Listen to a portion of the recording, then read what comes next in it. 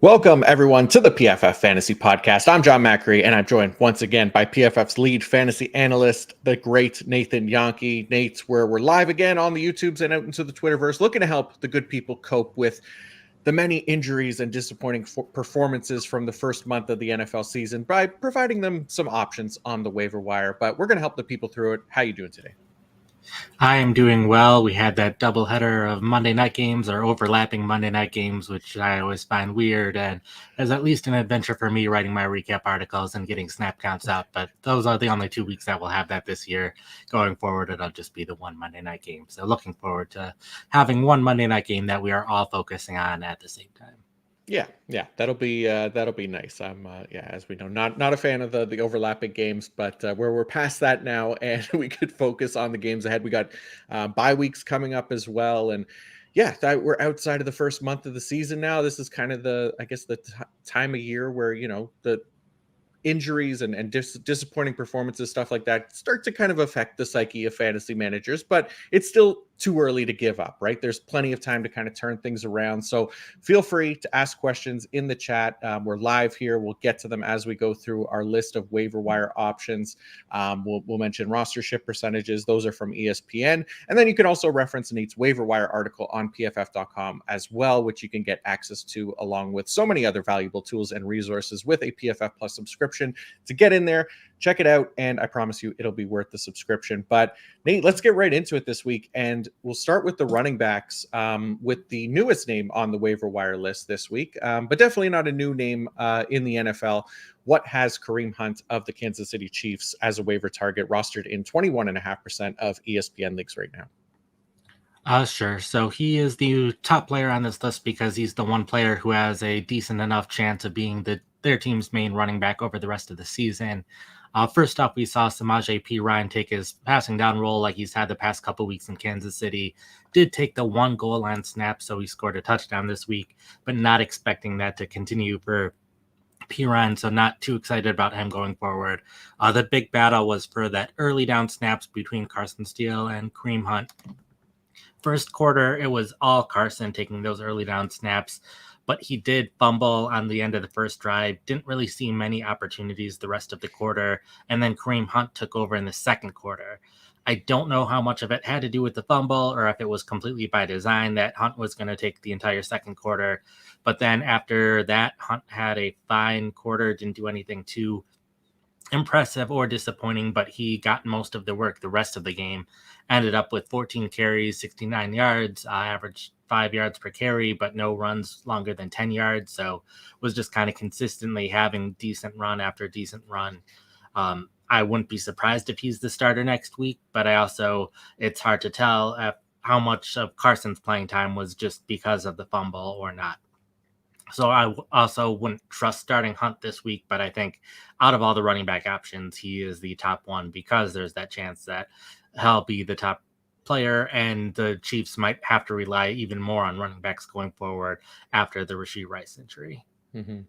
Yeah, I think it makes sense though, right? Like for Kareem Hunt to kind of start to get a little bit of a larger workload. I mean, the Carson Steele show was fun while it lasted, right? But yeah, this is the second fumble now that he's already lost here in the first month of the season. There's an experience there as well. Those are killers for when you have other options, and with Hunt kind of available now, it does make sense that they'd start to lean on him a little bit more, at least for now, right? Because Clyde Edwards-Helaire could come back at some point. I believe he's eligible to return from injured reserve. I know he's dealing with the PTSD stuff, so probably up to him when he's kind of going to come back. And then Pacheco, we do expect it back at some point, just not right away. And so maybe a short-term solution for if we are playing Hunt, but still definitely somebody to try to target here coming out of week 4.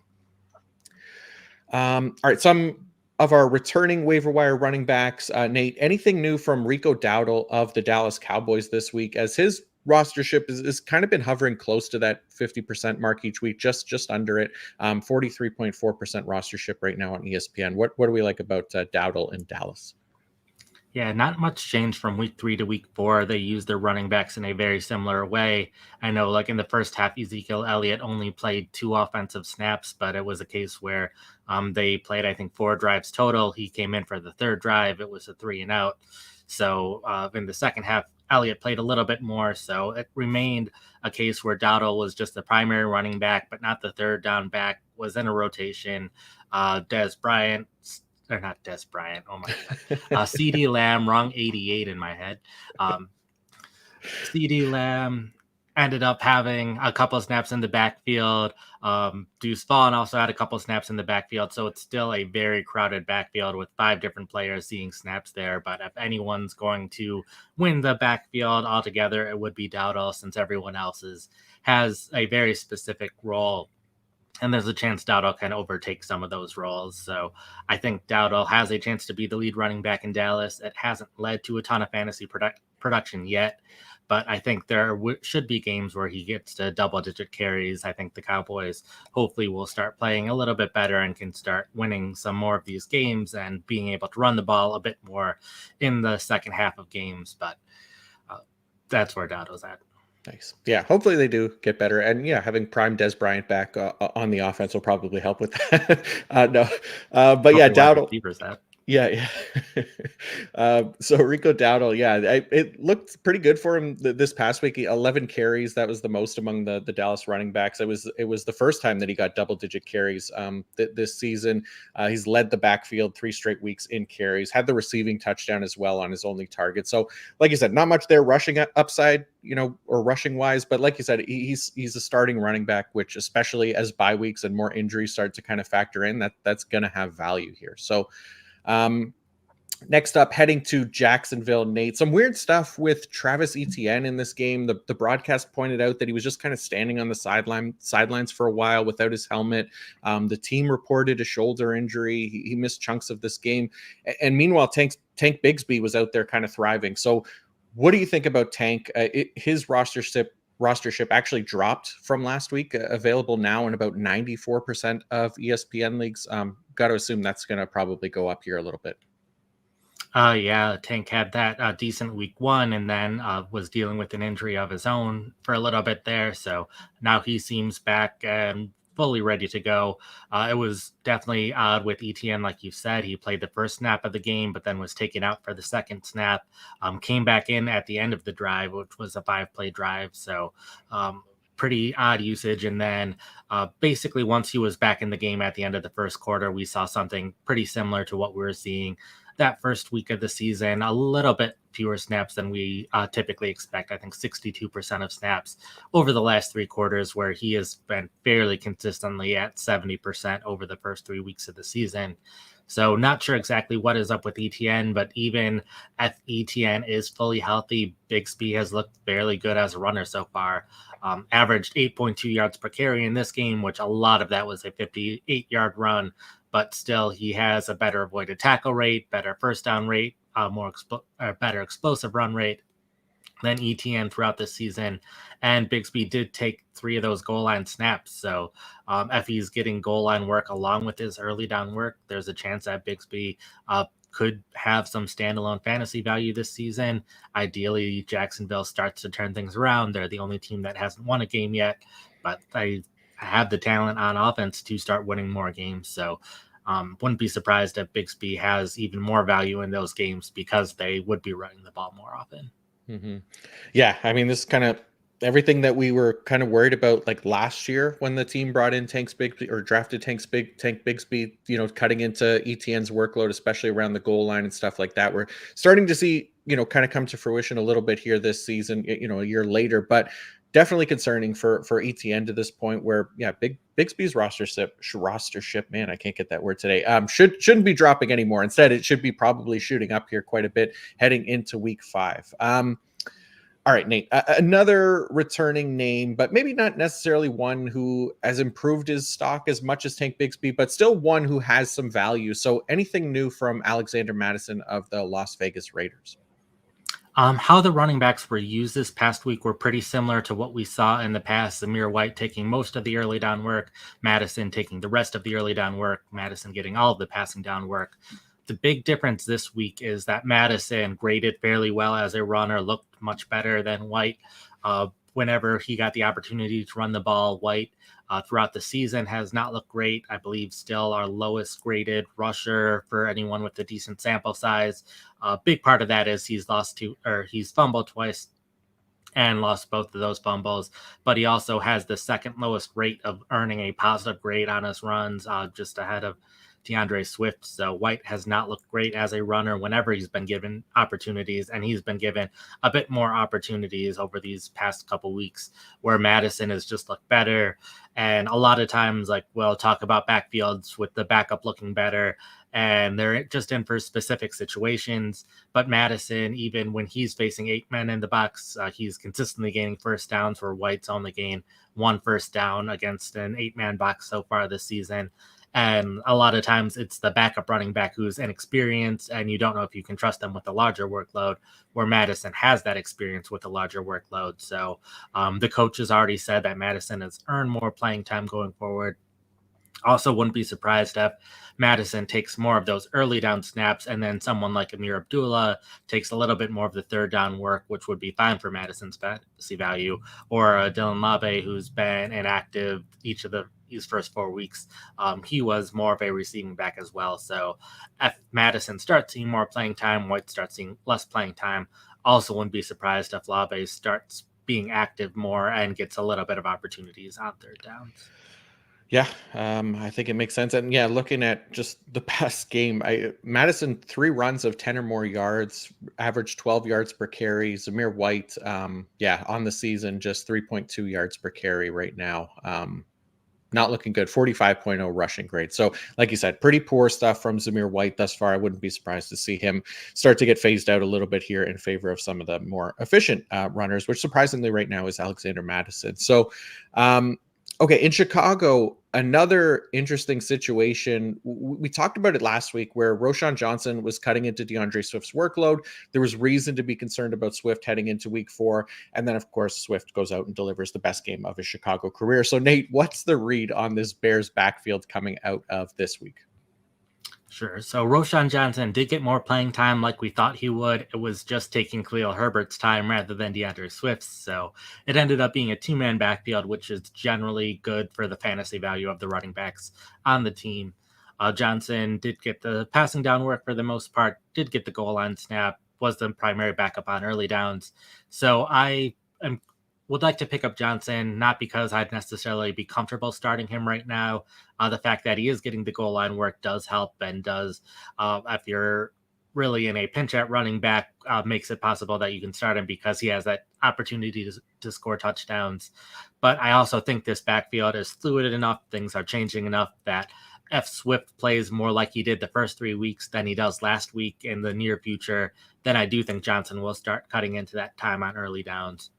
I know Swift did look pretty good this past week, but I don't necessarily think that'll continue with how well he was playing the first 3 weeks, and especially with a lot of Swift's fantasy production coming in the passing game, caught 7 passes for 72 yards, with basically the rest of the team only catching 10 passes, roughly the same amount of yards.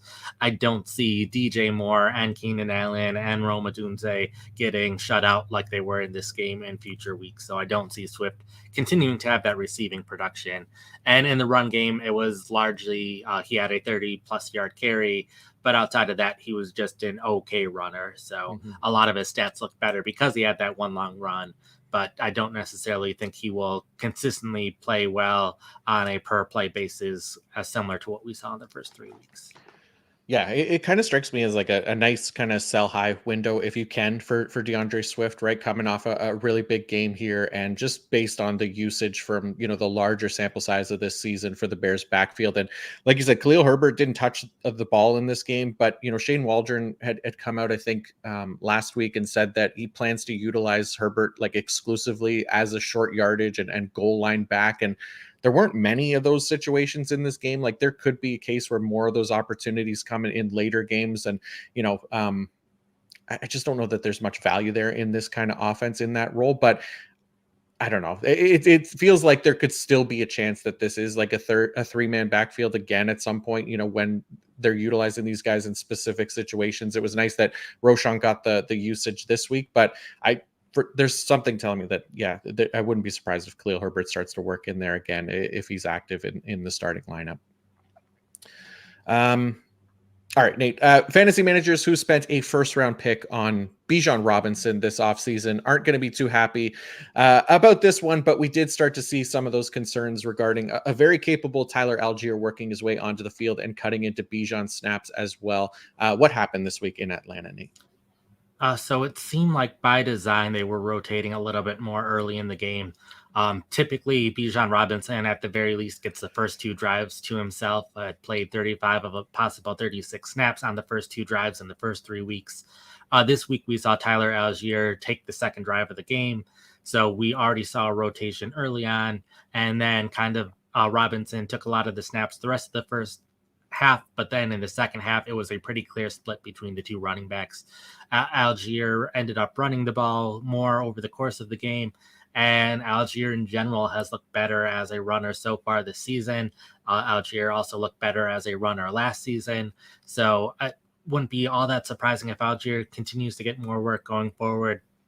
It is worth noting the Falcons play on Thursday Night Football this week, so they had to release their injury report on Monday, and Robinson was listed as limited in practice. So while Robinson, there wasn't he wasn't taken out at the end of the game or anything like that. So he played throughout the game. It's possible that part of the reason Algier was seeing so much playing time was Robinson not being at 100%. So specifically this week, we might see a bit more Algier. But I think it's something where the Falcons have had a rough schedule the first quarter of the season, but the Falcons have one of the easiest schedules over the rest of the season. Even though the Falcons haven't always looked great so far, I think they will start winning more games and being in a situation where they have a lead more in the fourth quarter. So they will be running the ball a lot. Because of that, I'm not too concerned about Robinson's fantasy value unless this injury lingers, but I do think there is a chance that we see both these running backs getting a lot of work over some of these games. So even if Robinson is just fine, Algier could have some standalone value in this offense if the Falcons are winning games and running the ball a lot. Yeah, I would hope that they can turn it around. Right, it's still early, but this definitely hasn't been like the fantasy friendly offense that we were kind of hoping it would be so far. Right, between Bijan Robinson and Kyle Pitts specifically, but even Drake London hasn't been living up to his draft capital. But yeah, like you said, they play Thursday night. Hopefully it can start turning it around there. We will see how things go with the Falcons. Okay, speaking of first round fantasy picks that we have to be concerned about, his backup now, Breece Hall, is potentially in a competition for touches with rookie Braylon Allen, who Braylon Allen just makes the cut here, 45.4% rostership for the New York Jets. We're starting to see more Braylon Allen on the field, Nate. Yeah, Breece Hall ran 10 times for 4 yards. Allen, the split between the 2 running backs wasn't all that different from past weeks. Allen cutting in a little bit more on early downs, but it's still Breece Hall getting all of the passing down work and the majority of the early down work and goal line work. The one thing to note with Allen is he is graded very well as a running back. He continues to just look good whenever he runs the ball. So even if there's nothing wrong with Hall, I think Allen has earned this role in the offense. He's earned a decent amount of playing time. And there's a chance that if Allen just keeps playing the level that he's been playing at, he's run the ball better than we've seen Hall run the ball in the NFL so far. It's a pretty small sample size of just 4 games and a limited role in those 4 games, but there's a chance that Allen keeps playing well, and if he keeps playing well, then the Jets will have no choice but to have him be a pretty big part of this offense. So even though there is not this clean path to playing time like there are with some of the backfields we talked about earlier, it's generally good practice to just have really good players on your roster and hope things work out. Because if Breece Hall does suffer an injury, I think we're at a point where Allen's one of the top, if not the top handcuff option in the NFL.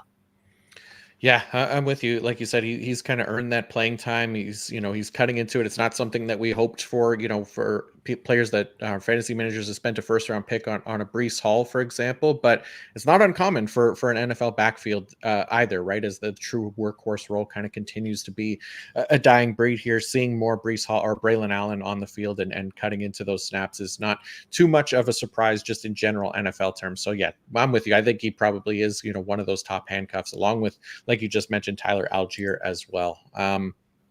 Okay, couple more running backs names here. Anything new from Tyrone Tracy, Nate, from way back on Thursday Night Football last week with the New York Giants?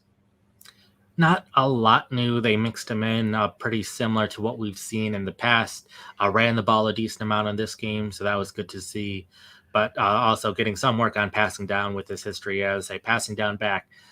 To this point, Devin Singletary has still played better than Tracy, so I would not be surprised if Tracy doesn't carve out that much bigger of a role in the immediate future. But I do think, in general, when you see a rookie running back getting a decent amount of playing time early on in their rookie season and backfield that seems to be fluid enough that they trust Tracy in any situation, just the same that they trust Singletary in every situation. There's a chance that we see Tracy start to get more work in the second half of the season. So I think if you want to take a flyer on a running back, Tracy is also available in a lot more leagues than a number of the running backs we already talked about. Mm-hmm. Yeah, we've been kind of talking about the receiving upside of Tracy versus Singletary, and they took a deep shot for him in the red zone there. It kind of ended up out of bounds, plus there was a penalty, but semantics. They have the option there where they can utilize him out of the backfield and kind of increase that ADOT a little bit more because, that one play unfortunately didn't count. So his ADOT is still like in the negatives, but I think that he has the option there to, provide them some receiving upside out of the backfield. How about another rookie, Trey Benson, who is still behind James Conner, but he's another one of those guys that holds some handcuff value, Nate. Yeah, there were a couple of guys that we drafted in fantasy drafts at the beginning of the year, not because we expected them to have a role early on in the season, but because of their upside if things went right. With Benson, we knew he was just going to be a handcuff to James Conner, but James Conner has consistently missed at least 2 games every season, has missed 4 games each of the past 2 seasons. So the same reasons why we like Benson at the start of the year are the reasons we like Benson now. Dontavian Wicks, someone that, spoiler alert, we'll be talking about in a little bit. Another one of those players where we drafted him not because of the role we expected early in the season, but because of what could happen if things go right. And if they do go right, they'd go right in a big way. And Benson's in that exact kind of situation where all it takes is an injury to James Conner, which Conner, out of all of the running backs, I typically don't view players as injury prone, but after 7 straight years of missing at least a little time, would not be all that surprised if Conner misses some time at some point this season. So I think if you have the roster spot to hold on to a handcuff, I think Benson has that opportunity to have that early down role for a couple of games this season, in which case he would be a pretty clear fantasy starter. Yep. And then lastly, one more kind of new name to the list, a player who really popped as a rookie last season, but unfortunately suffered a brutal injury that ended his year last year. Technically eligible to return off IR this week. Nate, what do you think about the Ravens running back Keaton Mitchell? Yeah, I wanted to include a couple of guys on this list if you're more so looking to hold on to someone for a couple of weeks just to see what could happen down the line. Mitchell was one of the highest graded running backs last season, looked very good on a per play basis running the ball, then suffered that ACL tear late in the season. Not expecting him back until probably the middle of the season. But with how much Derrick Henry is running the ball and how much the Ravens like running the ball, I would not be at all surprised if the Ravens are in a situation where they have a pretty clear playoff spot, want to keep Henry a little more rested for that playoff run, in which case Mitchell should get a lot of running the ball late in the season, which is exactly when you want him for fantasy football. And even if he's only getting 10 or so carries in a game, with Henry getting like 15 carries in a game, that could still be enough for him to have fantasy value with how efficient he was. Certainly a chance that with the ACL tear, he might not be as efficient this season. So that's also a possibility, but I just wanted to include him as someone who has a chance to have a lot of upside late in the season. Not a lot of guys who are rostered in less than 5% of ESPN leagues who have that huge upside that Mitchell has. So even though there's only a small chance that Mitchell lives up to that potential this year, if he does live up to it, then that's league winning upside. Nice. All right, TD, Tutty, taking it to the house, in for 6, whatever you call a touchdown. One thing's for sure, touchdowns matter more at DraftKings Sportsbook, an official sports betting partner of the NFL. On the ground, in the air, from the special teams or defense, we don't care how they score them. We want to bet on touchdowns, and DraftKings Sportsbook is the #1 place to bet touchdowns. Ready to place your first NFL bet? Try betting on something simple like a player to score a touchdown. Go to the DraftKings Sportsbook app and make your bet today. Ready to do a touchdown dance of your own? New DraftKings customers can bet $5 to get $200 in bonus bets instantly. Score big with DraftKings Sportsbook, the #1 place to bet touchdowns. Download the Sportsbook app and use code PFF. That's code PFF for new customers to get $200 in bonus bets when you bet just $5 only at DraftKings Sportsbook. The crown is yours. Gambling problem? Call 1-800-GAMBLER. In New York, call 877-8-HOPE-NY or text HOPE-NY 467-369. In Connecticut, help is available for problem gambling. Call 888-789-7777 or visit ccpg.org. Please play responsibly on behalf of Boot Hill Casino and Resort, Kansas.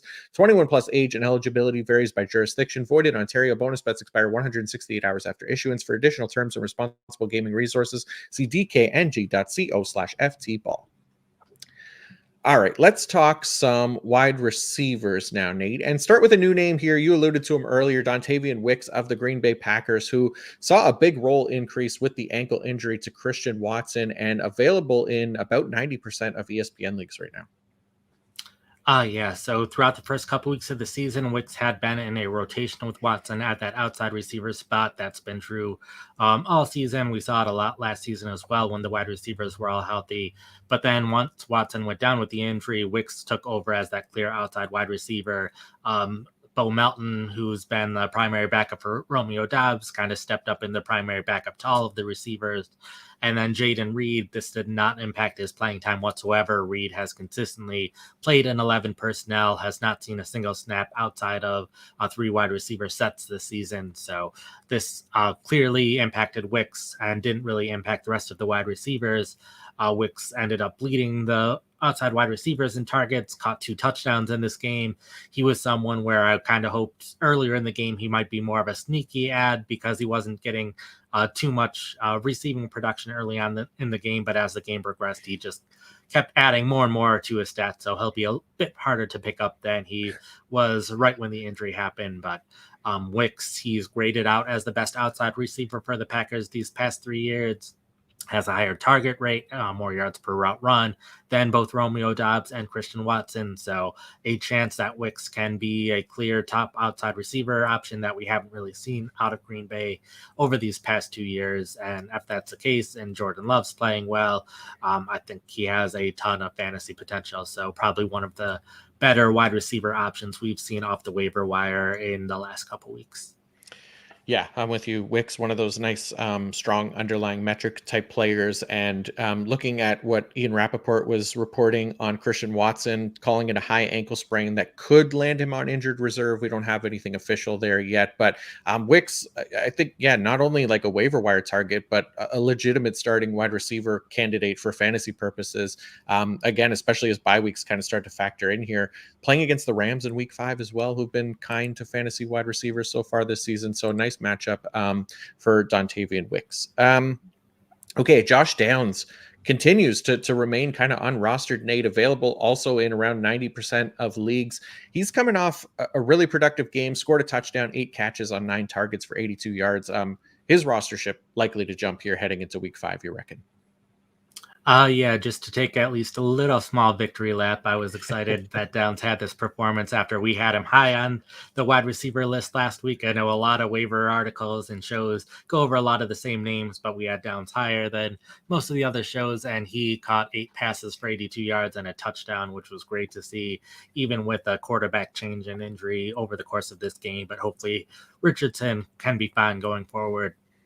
But Downs is someone who has just consistently had a high target share when he's on the field. I know he only really plays in 11 personnel, but the Colts play more 11 personnel than most teams. It seems like they're still easing him in just a little bit. There were still some plays in 11 personnel where he was off the field. Luckily, it was mostly run plays where they took him out in 11 personnel.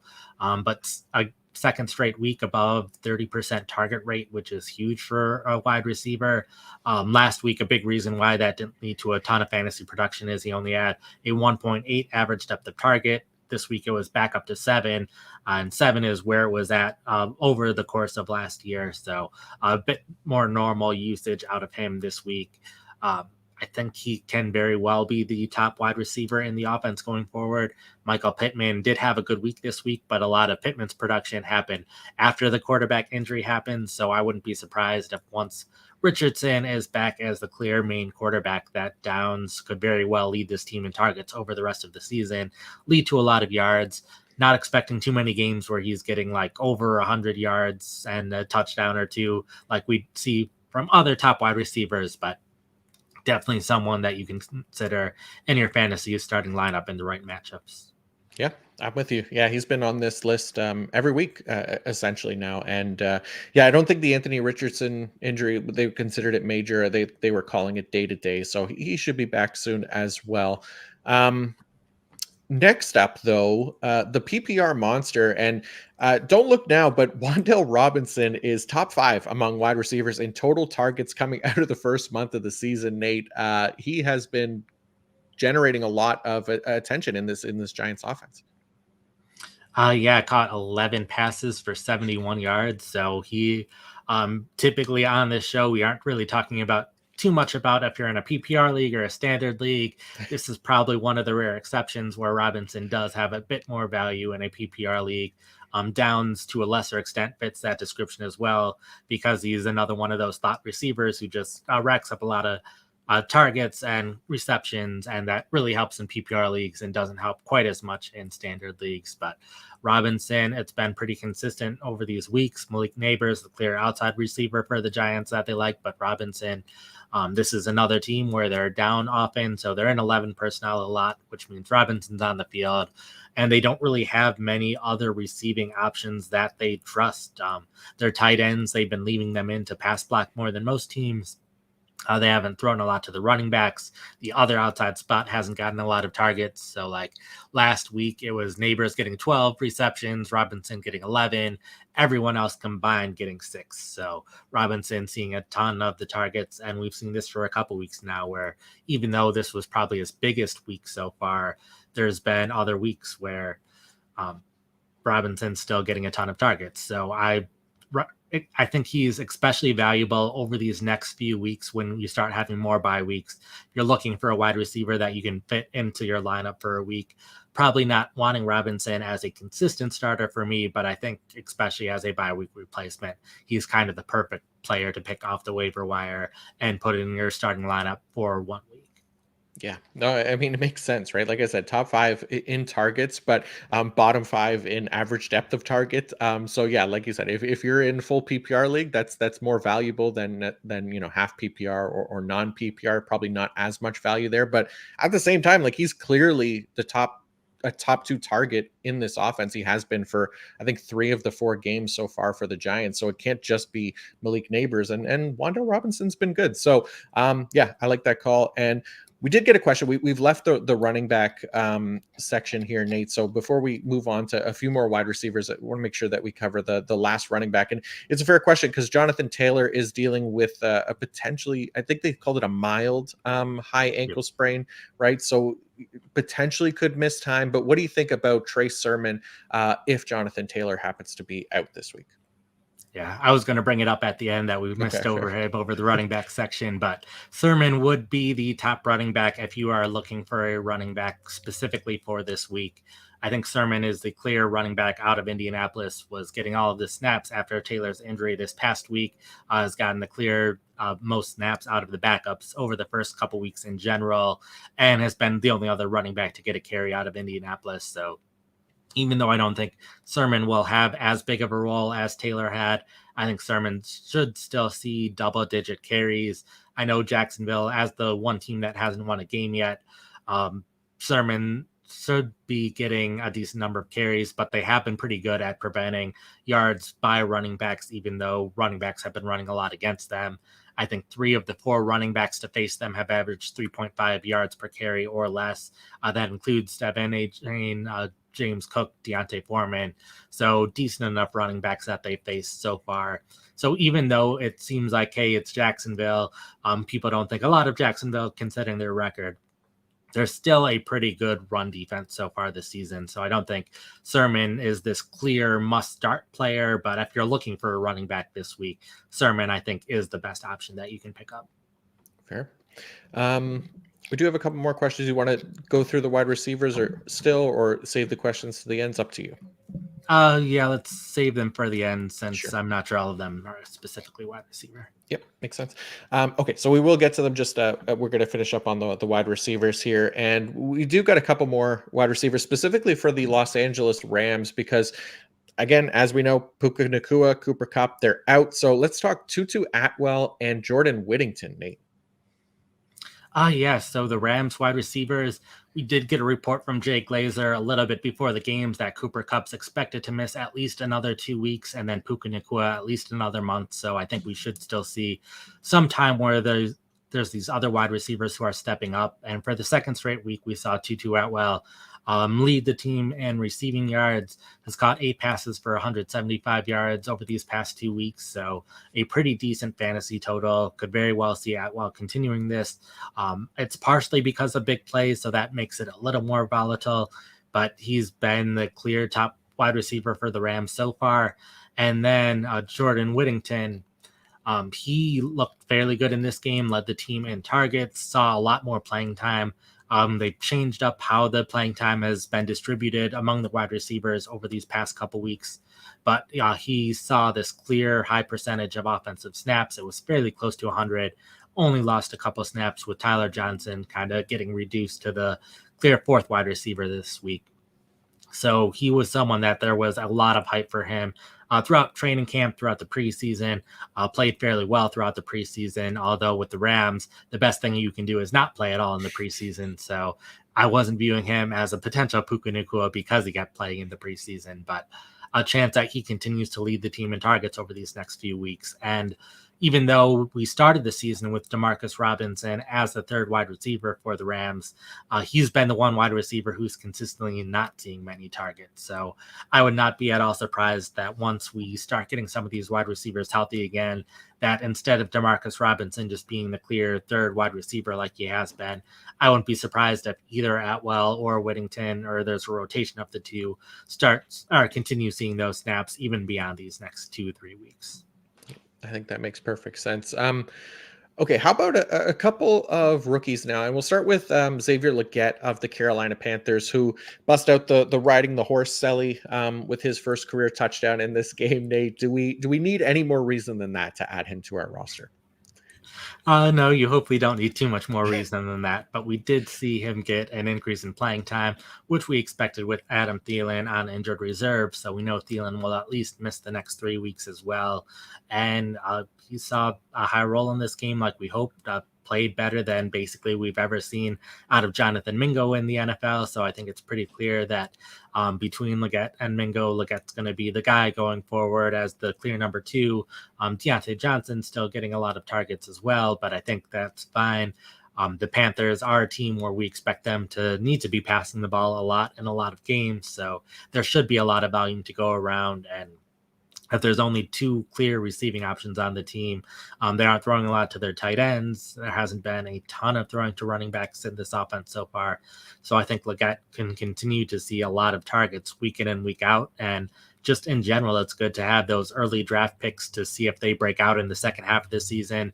We've gotten pretty spoiled with like Marvin Harrison and Malik Neighbors doing so well to start the season, but it still can be normal for a rookie player to only have a decent role early in the season and then pick things up as the season goes on. So I would not be surprised if Legette just keeps playing better over the course of the season as well. Yeah, it's definitely been encouraging to see for sure. Like you said, 10 targets, a 24% target rate when he was on the field. I mean, and then, just to kind of add to the potential back half of the season value as well, like you got Adam Schefter out here stirring up the Deontay Johnson trade rumors as well. So there's definitely some potential there. Like he's currently number 2, but who knows if they do end up making a trade there with Deontay Johnson, then, he maybe steps into the number 1 role as well. And Andy Dalton's been playing pretty well. So, the other rookie on this list is one we've talked about quite a bit already this season. Anything improving for Patriots wide receiver Jalen Polk this week? Yeah, the good news is he looked like a clear starter. They stopped rotating him out as much as they were the first 3 weeks. So that was great to see. Tyquan Thornton, who had been a clear starting outside wide receiver for them throughout the preseason and early in the season, he was part of a rotation the first couple weeks. He started seeing fewer snaps this week. Keishawn Bowdy started playing more on the outside as well. So there was more of a rotation at wide receiver outside of Jalen Polk, but we saw him play the normal number of snaps that you would expect out of a starter. Started seeing more targets this week as well, which was really good to see. I think we still need to see the Patriots offense just playing better in general before you can kind of trust considering starting Pope, but he's just another rookie that was drafted highly. We know he has a lot of talent, a chance he's the clear number one wide receiver for the team. And if the team starts playing better or potentially makes that quarterback change at some point, then we could see Polk have a decent amount of fantasy value over the second half of the season. Yeah, this has been it's been a strange offense in a way. I was kind of looking at their their target rates and stuff like that, and it's been an offense that's been dominated by non-wide receivers as far as like target rates go. You look at the leaders in target rates for the Patriots through 4 games who have run at least 25 routes. It's Antonio Gibson at 31%, Austin Hooper at 19%, Hunter Henry at 18%, Ramondre Stevenson at 17%, and then Jalen Polk at 14.3%. So 2 tight ends, 2 running backs ahead of Polk, but he is still the top wide receiver. And like you laid out, now with the potential increase, slight increase in usage as well, where the targets are coming in here more recently. So maybe we see some shifts here where Polk can be more involved in the passing game, and then a potential shift at wide receiver or at quarterback as well probably helps that even more. So nice to see there. There is another New England Patriots wide receiver that we wanted to touch on, Nate. Kendrick Bourne is rostered in 3.1% of ESPN leagues right now and eligible to return as well this week. Yeah, he's another player who suffered an ACL tear last season, but looked good before that ACL tear. Was the clear top wide receiver for the Patriots for about a month there. Started the season as a rotational player, but then became a clear starter. Scored the 21st most fantasy points between weeks 5 and 8 when he was the clear starter. So averaging 13.6 PPR points during that time. So a player that we know can be a fantasy starter and on a team that doesn't have a lot of depth at wide receiver. While I expect Polk to remain a starter at the very least, I wouldn't be surprised if Bourne first off overtakes Tyquan Thornton for those snaps, but then a chance he also overtakes KJ Osborne and becomes the second wide receiver in this offense. Definitely not an offense that can support 2 fantasy wide receivers at this point because so far they haven't really supported one. But I think Bourne has the talent to be a fantasy starter, and there's a chance that he becomes the number one over Polk as well. So a lot will depend on his health. It sounds like he is at a good point here and should hopefully start practicing in the near future. I think tomorrow is the day that we'll probably start hearing a lot more of these guys who a lot of players on injury lists that are eligible to start practicing. And with a lot of practices starting tomorrow, I think that's where we'll hear a lot of news. But even if Bourne isn't one of those players that are practicing tomorrow, I think someone that you can stash on your roster and potentially get value as a fantasy starter at some point this season and available in over 95% of ESPN leagues. Mm-hmm. Yep, nice call. All right, a couple other wide receivers now, and the injuries, obviously, to both Rashee Rice and Hollywood Brown.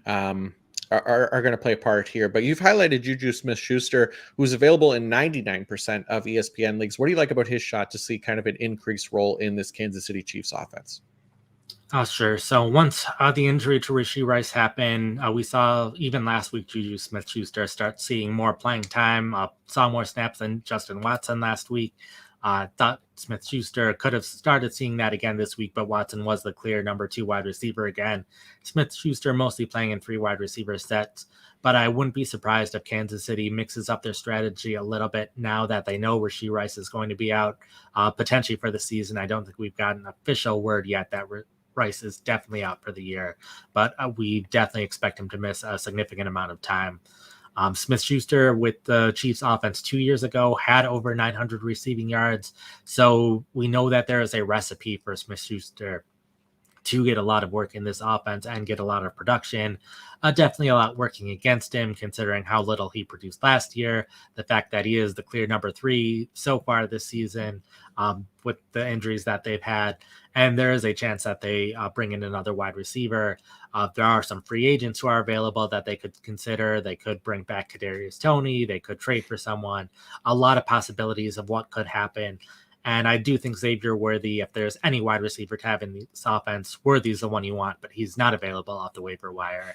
But I think if there is, out of all the Kansas City wide receivers who are available, Smith-Schuster, I think, is the one that's most likely to step up to the point where he could be fantasy relevant.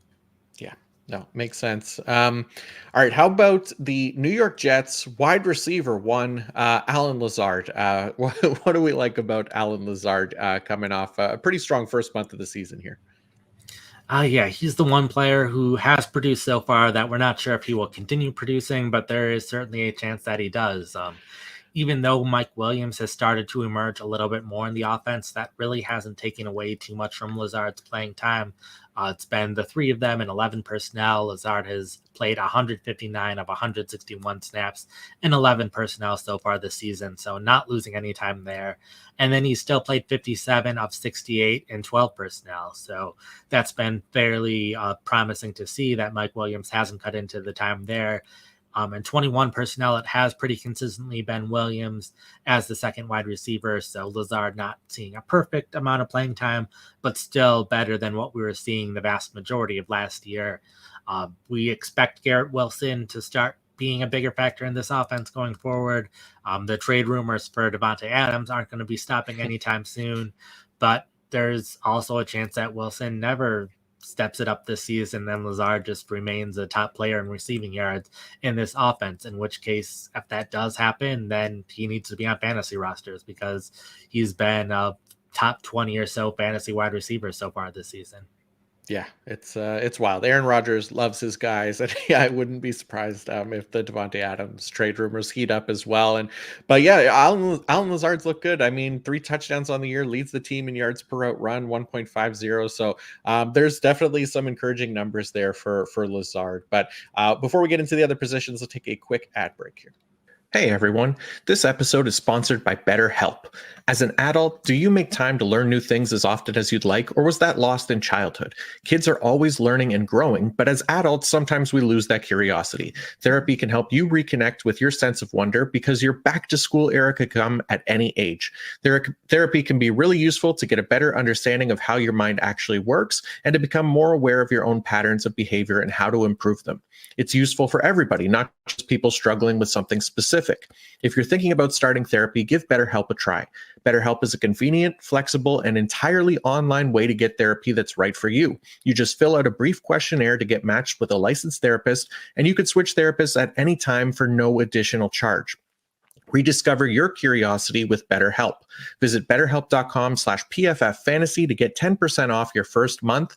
That's BetterHelp, HELP.com/PFF.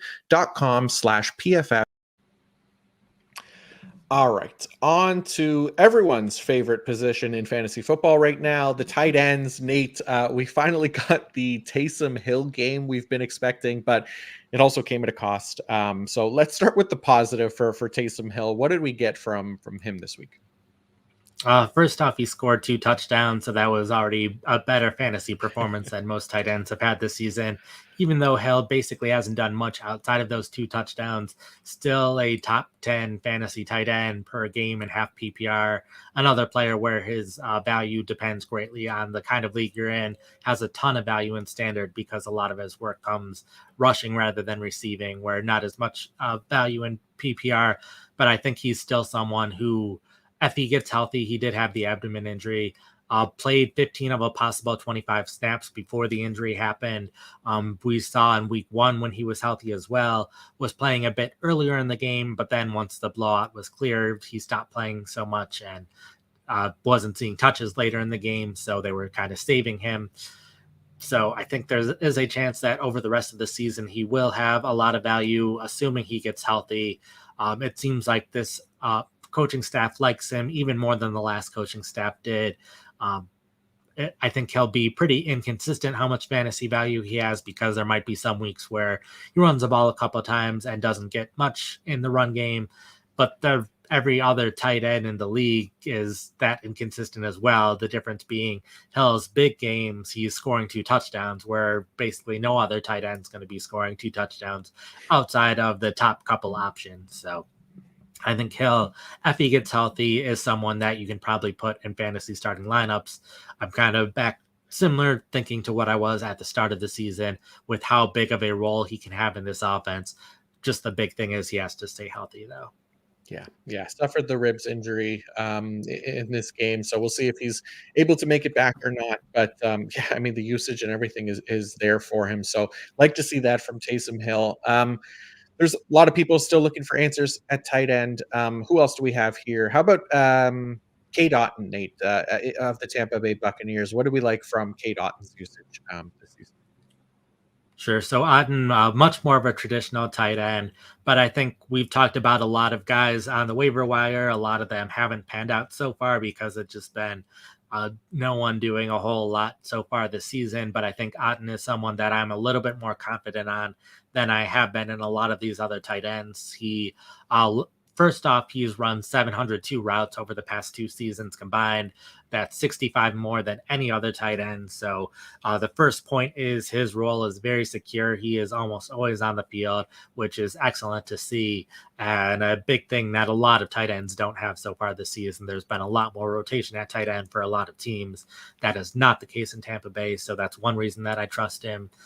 The big thing is his target share has not been ideal for most of his career, but we did see in the playoffs last year him play very well, caught 13 of 19 passes, 154 yards, and a touchdown. So even at the end of last year, we started seeing him play a bit better than we had seen throughout the rest of his career.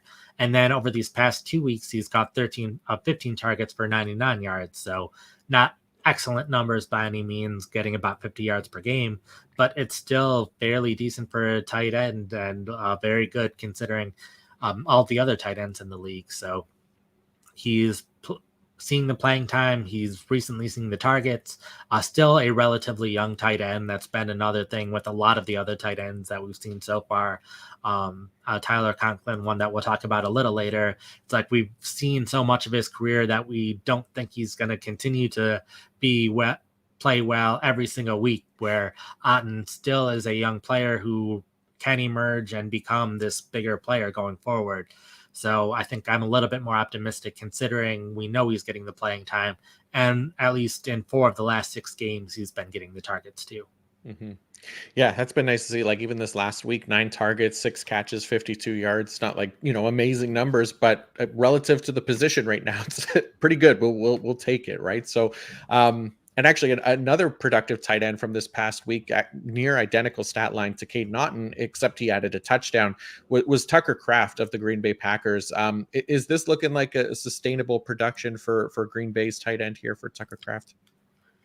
I'm not sure it'll be too sustainable, but any tight end who has a big week, we at least have to mention them because there's a chance it can continue. But with Kraft, a big thing is the Packers ran 56 pass plays this week. So anytime a team is passing the ball that much, there's going to be receiving production go around. And he scored the touchdown, like you mentioned, so that definitely helped his fantasy value. But it's worth noting, looking at the 4 games, Malik Willis was targeting Kraft a lot more than Jordan Love's been targeting him. Kraft has 1.12 yards per route run in the 2 games with Jordan Love so far this season, which typically doesn't cut it for a fantasy starting tight end, but he is seeing the playing time, which is good to see. He is in the Packers offense, which will hopefully be playing better and winning more games going forward. So there's that, but there's been Isaiah Likely and Foster Moreau in week 1, Hunter Henry and Mike Gesicki in week 2, Cole Kmet and Tyler Conklin in week 3, which were all either guys we talked about off the waiver wire or just guys who had a lot of fantasy production those weeks. All of them combined have just had one other week as a top 12 fantasy tight end. So a lot of these guys haven't been working out, but I think there's at least a little bit more chance Kraft works out than those players, just given the offense that he's in and the playing time that he's consistently seeing, where all of those guys either didn't have the quarterback or were in more of a rotation. So a little bit more optimistic about Kraft than the other ones, but still not super optimistic, even though he had this really good game. Yeah, no, makes sense. Okay, last couple of names. A few players we talked about in recent weeks, but anything new with, like you said, Tyler Conklin of the New York Jets this week, Nate? The thing with Conklin is he's still seeing the playing time, so I'm still trusting him over a number of other tight ends. And he did see a pretty decent target share this week. The big thing in the past, and especially those first 2 weeks, is he wasn't seeing the targets. A lot of his targets this past week were not catchable, so that was a big reason why he didn't have the same production. But it looks like his target share has at least been there over 2 straight weeks, which is something we don't see out of a lot of tight ends. So, considering the targets and the playing time, still looking at the other three tight ends before I would look at Conklin. And Conklin, it's a little bit harder to find him in some leagues, so I'm not sure how many scenarios you can only get Conklin and can't get the other guys. But just in case you are in that situation, Conklin is someone that I think could have some value, especially with the bye weeks coming. And if you're desperate for a tight end, he is someone that I would trust over a number of other tight ends in the league. Makes sense. And then the other name that we've been talking about, obviously the injuries to the Rams wide receivers and the role here for Colby Parkinson of the Los Angeles Rams. We still like him as a potential add if you need tight end help this week. Yeah, I think he is someone that if you are looking to just play it safe and just want a couple points out of your tight end, you're not trying to go for this boom or bust where they could have a lot of points, they could have nothing. Parkinson is one of two tight ends who have gotten at least 5 targets in 3 of the 4 games so far this season. So he has been the most consistent tight end in terms of, or one of the most consistent tight ends in terms of getting targets, has been consistently getting playing time. So that's hasn't been a worry. And the fact that the wide receivers have been injured should mean that Parkinson will continue getting these targets. Ideally, he scores a touchdown at this point, at some point, so he can have more of that fantasy value. But I think he is just probably one of the safest floor options for a tight end, if that is what you are looking for at the tight end position, especially with bye weeks coming up. All right. Okay. Lastly, let's talk some quarterbacks to wrap up before we get into some of the questions as well. A lot of the similar names that we've talked about in recent weeks, but the name at the top of this list has been very slowly increasing his rostership percentage. And despite not being undefeated anymore, he did put up his best fantasy performance of the season. We've talked about Justin Fields on Start Sit this week. Nate, you had him in your Start Sit article as well, and he delivered for us in a big way and still available in about 65% of ESPN leagues. So tell us about Justin Fields. Yeah, he has been our top quarterback off the waiver wire every single week, and hopefully this is the last week that we can talk about him here, because hopefully he'll get picked up in enough leagues. But threw for 313 yards, scored a passing touchdown, and then ran 10 times for 55 yards, had 2 rushing touchdowns. So this is exactly what we had hoped to see for these past few weeks, where we knew his rushing production from past years. We've seen his improved passing this year. The combination of the two is deadly for fantasy. So he had the best fantasy performance we've seen from a quarterback this season, which is excellent to see, and something that, even though I don't expect him to score 30 plus fantasy points going forward on a weekly basis, but the improved passing mixed with his rushing is definitely of top 5 potential the rest of the season if he can continue playing this well. And I think there's a chance he does. The big thing is his rushing. He hasn't been rushing quite as much at times, but he did run 10 times this week. And 55 yards is a pretty decent total. I think there can be games where he's rushing for even more yards than this one. So I think he is someone that can most weeks be pretty safely put in fantasy starting lineups. And I think out of all the waiver wire options that we've talked about this year, he'll probably be the only one that has the potential to be a consistent top 5 quarterback. So if you are looking for a quarterback and are desperate for one, he is the person to value basically over any other quarterback I'm guessing we'll talk about all season long. Mm-hmm. Yeah, makes sense. He was finished as fantasy QB1 this week. I know I started him in a bunch of places. He's just played so well, 300 plus passing yards as well. So you really like to see that from Justin Fields. Got to imagine he gets up over that 50% rostership threshold after this big week. So another quarterback quarterback that we've been talking about, rostered in about 10% more leagues than Justin Fields heading into this week, has been Sam Darnold of the Minnesota Vikings. Nate, been a touchdown machine here through the first 4 weeks of the season, leading the NFL with 11 passing touchdowns. Yeah, a lot of fantasy managers not adjusting enough to Sam Darnold playing well so far this season. Top 13 fantasy quarterback each week, so has been consistently either a fantasy starter or right there. Part of it has been the touchdown total, and that could very well regress over time, but he has one of the best group of wide receivers and one of the most fantasy friendly offenses because of how much they throw the ball and how many plays they run. And they're hopefully getting TJ Hawkinson back at some point as well. So that is another weapon for Darnold that he hasn't had over the first 4 weeks of the season. They did have the backup tight end who caught the touchdown this week, Josh Oliver, but I think TJ Hawkinson will be a big step forward in the offense. So even if we see a regression in Darnold's touchdowns like we expect, we should still see a high passing volume with a lot of yards and still a decent number of touchdowns. So I think Darnold, someone who is also worth considering in fantasy starting lineups more often than not going forward. Mm-hmm. Yep, I am with you. Okay, things haven't looked great for the Jacksonville Jaguars so far, but you've got some belief here in Trevor Lawrence and company to potentially turn things around, because he's made the waiver wire list this week and rostered in 33% of ESPN leagues. Yeah, a lot of people have been dropping him from his poor performances so far. This past week was his best fantasy performance yet, so that was good to see. His receivers also had their best fantasy performances so far, Brian Thomas and Christian Kirk. It is worth noting that Gabe Davis was questionable for this game. He did end up playing, but was not 100%. Evan Ingram has missed 3 of the past 4 games, so he has been hurting a little bit at receiver. But Lawrence, throughout his career, has been someone who's had some really hot streaks and some really cold streaks. And so far, it's been a cold streak, but we've seen him turn it around in the past. He has been excellent in the second half of the last 2 seasons and not as great to start the last 3 seasons now. So I could very well see Lawrence turning things around because we've seen him turn it around a number of times before. We knew that it would take at least a little bit of time for him to gain some chemistry with Thomas and with Gabe Davis, and that's continuing to happen. And we have seen Thomas play decently well so far this season. So I do think there is a good enough chance that Lawrence turns things around that I'd be happy to pick him up, keep him on the bench for a couple weeks to see what happens, but a chance that he can be a fantasy starter down the stretch. Yeah, and another guy who's been a fantasy starter for us, like a solid streaming option, Nate, available in about 70% of ESPN leagues, is Geno Smith of the Seattle Seahawks, who threw for nearly 400 yards last night. So we continue to like Geno here. Yeah, might even put Smith ahead of Lawrence at this point, but obviously I'm writing the waiver wire article on the Monday morning, so I don't get to know what happens on Monday Night Football, but had the 395 yards.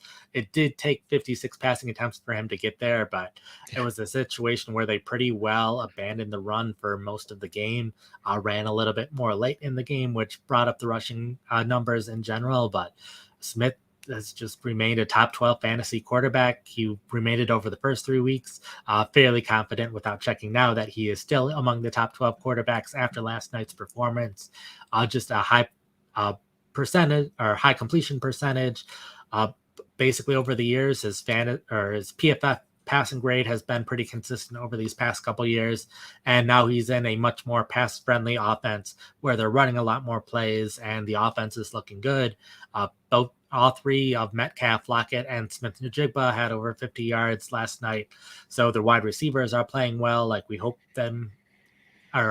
hope for them. And the big thing is he only had 1 touchdown this week. Kenneth Walker ran for 3 touchdowns. Don't think Walker will be running for 3 touchdowns most weeks. So I think Smith passing touchdown rate will increase. So I think Smith is another person that, especially with bye weeks coming up, can very well be a fantasy starter in a lot of weeks. Was, I think, quarterback 5 just 2 years ago. So definitely someone who is in that conversation to be a fantasy starter. Yep. Okay, and then Andy Dalton is our last name on the list today. We talked about him in Start Sit as well. Had another solid game, even in a losing effort this past week, and available in over 90% of ESPN leagues. Yeah, has been scored enough points to be a fantasy starter these past 2 weeks, and they're going to be throwing the ball a lot. They threw the ball a lot this week, which definitely factored into his fantasy performance. But in fantasy, we care about volume, and if the Carolina Panthers are going to need to pass the ball 40 times a game to keep up with the other team's offenses, then Dalton's going to get a lot of passing yards in those games. So I'm probably not valuing him quite nearly as much as the other four guys that we talked about. But specifically, if you are looking for a guy that is much more widely available than the four we mentioned, then Dalton, I think out of all of the quarterbacks that are rostered in 90+% of ESPN leagues, Dalton's the clear option for me. Yeah, it's a nice option for sure. 220 yards and 2 touchdowns. He had the pick in there, but playing behind a very good offensive line. Deontay Johnson, Xavier Legette, they're humming along as well. Potentially Jonathan Mingo. We'll see how things go there. But those are our waiver options, Nate. Now, we do have a couple questions. Some of them are start-sit questions. I know you don't have your rankings out yet and are going to be covering a lot of that stuff in the next few days, so people can check that out on pff.com as well. But we'll start with a question here from our guy, JKR, who has lost a couple of games by less than 5 points. Would you keep Justin Tucker as a kicker or look to add a new kicker? He's got options in Chris Boswell, Austin Siebert, and I can't remember his first name, Narvison of Green Bay, Nick Folk, Matt Prater as well. So we got a kicker question, Nate. How are you feeling about this one? Yeah, my general philosophy with kickers is I make the rankings each week. A lot of it with kickers is just based on the offense and who the defense is playing. So I know a lot of leagues where I have a kicker and there's plenty of kickers on the waiver wire. I'm picking up a new one each week. And even though Tucker was probably the first kicker drafted, considering he's been missing some kicks, I am perfectly fine dropping him. The Ravens offense has been playing well. So given that, Tucker's still probably going to rank among the top kickers, but I am fine dropping him. And if someone else picks him up because there's a different kicker I like that week, generally fine with that because there are plenty of kicker options in general. And each week there is someone that you should be able to find. So out of those other options, I don't know who I like the most this week because like you said, with my rankings, they will be published on the website within the next couple hours. That's the main thing that I do once I get off this podcast with John. So I'll be focused on rankings then, but you'll be able to see that. And basically, whichever kicker I have ranked the highest is the kicker that you want to pick up. Nice. Okay. Another question here, Rashi Rice related. It looks like a dynasty league here, but I have Rashi Rice and a guy who is tanking has Jaden Reed. He's offered to trade straight up. So Jaden Reed for Rashi Rice. Do I take the deal? I'm a contender. I'm 4-0 in a dynasty super flex league. So how you feeling about Rashi Rice for Jaden Reed straight up in dynasty right now? I do think that's a pretty fair trade. I think I personally would not take it just because of how good Rice has been. I know Reed has been very good as well, but I think Rice is someone who can command more targets and get used in more ways in the offense, with Reed basically only playing as a slot receiver so far throughout his NFL career. And a lot of his stuff has been on deeper targets, where Rice, he's so far this year before the injury was getting more deep work than he ever saw last year, as well as a lot of his shorter targets. So I think Rice is a more complete wide receiver who in the future can be a top 5, top 10 wide receiver year in and year out, where I don't know if Reed will get to the point in his career where he's top 10. So because of that, I'm probably leaning on keeping Rice, even though you're trying to win this year. Probably a lot depends on who your other wide receivers are and how much that helps you contend this year as well. But in general, I still, without knowing anything else, would rather keep Rice than get Reed in Dynasty at the moment. But I think it's at least worth considering. And if you are really weak at other wide receiver spots, and which you might not be contending, it just depends on how much you want to try winning this year versus trying to maintain a great team for the long run. Yeah. Yeah, I think it makes sense. I was going to say it probably depends on who your other options are to kind of fill in for Rashi Rice. And I mean, it's not like the worst thing either. Like Jaden Reed at least has some long-term value there too, right? Like along with Rashi Rice. So it's not like it's, an older wide receiver who's likely only going to be productive for just this season. So if you probably are in that spot and you don't have those depth options, it's not the worst thing, but I'm with you. I definitely would prefer Rashi Rice long-term. Okay, last question, potentially. another Green Bay Packers related question. So this is one asking about dropping. I guess this is Christian Watson for Dontavian Wicks at this point. How you feeling about the straight swap here for the Packers wide receivers? Yeah, I would definitely do that at this point. Watson hasn't been doing too much this year, and I think Wicks, even with how well he played this week, even if Watson were to be healthy this upcoming week, I think Wicks played well enough to see more playing time. So I don't think Watson's going to be seeing enough playing time to have him in fantasy starting lineups anytime soon.